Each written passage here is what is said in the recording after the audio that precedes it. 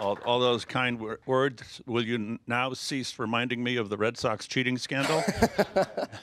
Be appreciated.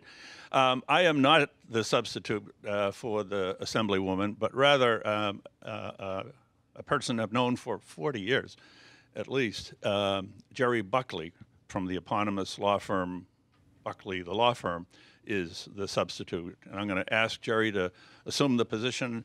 And I just want to re-echo, I want to echo Phil's remarks of thanks for Eugene and Bob Mullenbeck and Marty Mitchell, who spearheaded this effort. Except I have to correct your remarks, Phil. You mentioned this has been in the work for months. If it has been, it was without my knowledge, because I got a call about 6 weeks ago from, I think it was Bob, who said, what would you think about a conference? And he described this conference you're now at. And I said, that sounds great. When do you want to do it? And he said, February 5th. And I said, you're kidding me. Right? I thought he was talking about next summer, 6 weeks ago.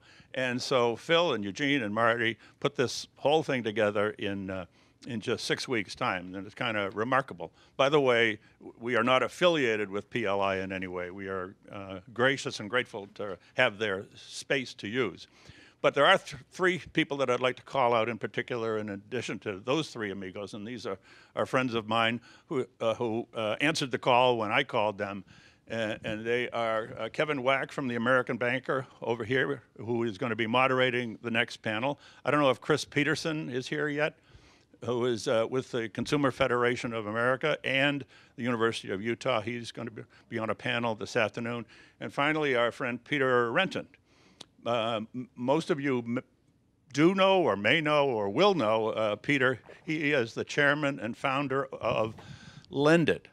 Are we all familiar with Lend-It? This is the annual Come to Jesus conference where they have thousands of industry players. So for example, in May of this year, it's at the Javits Center in New York.